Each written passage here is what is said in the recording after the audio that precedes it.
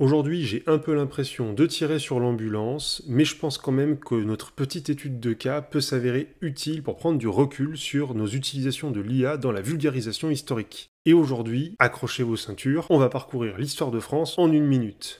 Enfin ça, c'est ce que promet la vidéo. Nous, on va prendre un peu plus de temps. Vous allez voir, ça vaut le coup. Bon, et voyez, déjà, cette image, c'est un problème. Pour faire ce genre d'image, l'IA va puiser dans une banque de données assez considérable.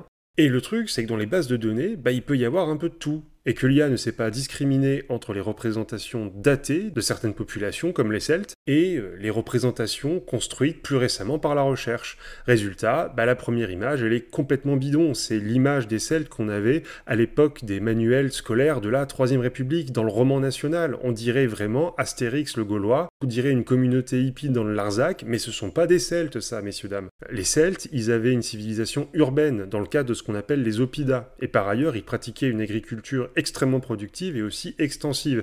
Ce qui fait qu'en fait, à l'époque des Celtes, il y avait moins de forêts sur le territoire de la France actuelle que dans la France actuelle. Je sais pas si vous imaginez à quel point on a remis en perspective ce que l'on pensait savoir des Celtes. Et on n'est que sur la première image. Accrochez-vous.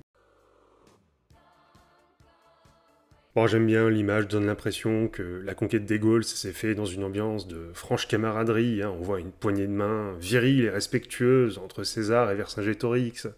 Bon, lisez les commentaires sur la guerre des Gaules de César, ça s'est pas passé exactement comme ça. Bon, après, je sais, c'est un short qui doit durer moins d'1 minute. On n'a pas le temps de tout dire.